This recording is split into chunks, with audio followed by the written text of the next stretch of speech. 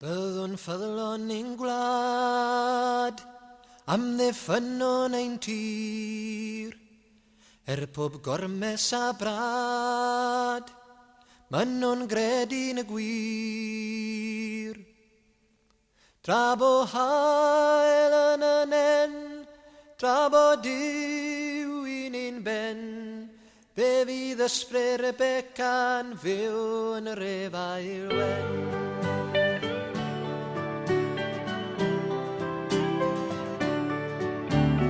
Gan refa hanner yn ôl, lan gwlad o dan ormes landlordiaid a hawliau yn tir.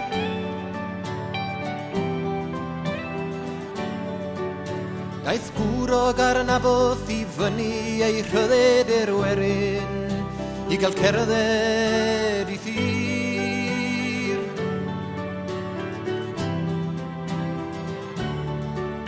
Mae 'na rwystrau yn dal i'w goresgyn, ac mae teiog ac estron i'n herbyn, ond mae ysbryd Carnaboth yn ein galw i'w ddilyn o hyd.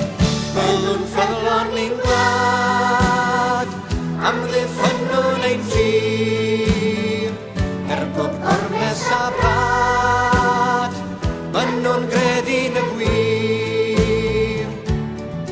Tra bo hael yn y nen, tra bo diw i'n un ben, fe fydd ysbryd Rebeca'n fyw yn yr efail wen.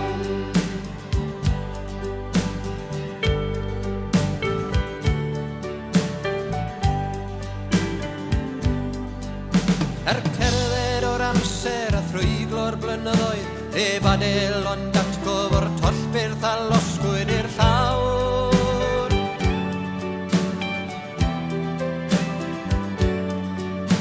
Mae'n brod anwarchau a'i chwedlau a'i hanes a'i hacen sy'n cael ei sathru i'r llawr.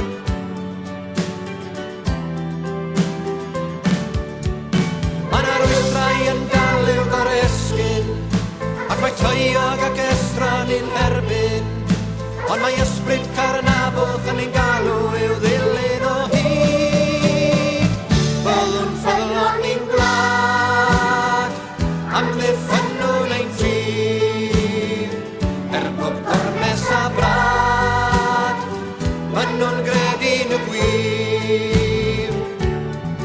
Tra bo hael yn y nen, tra bo diw i'n un ben, fe fydd ysbryd Rebeca'n fyw yn yr efail wen.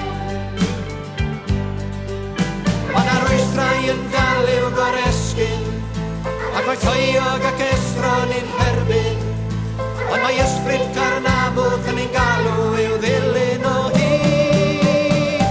Byddwn ffyddlon ein gwlad am ddiffynnon ein tir, pob gormes a brad, maen nhw'n gredu'n y gwir. Tra bo hael yn y nen, tra bo diw i'n un ben, fe fydd ysbryd Rebeca'n fyw yn yr efail wen. Efail wen, fe fydd ysbryd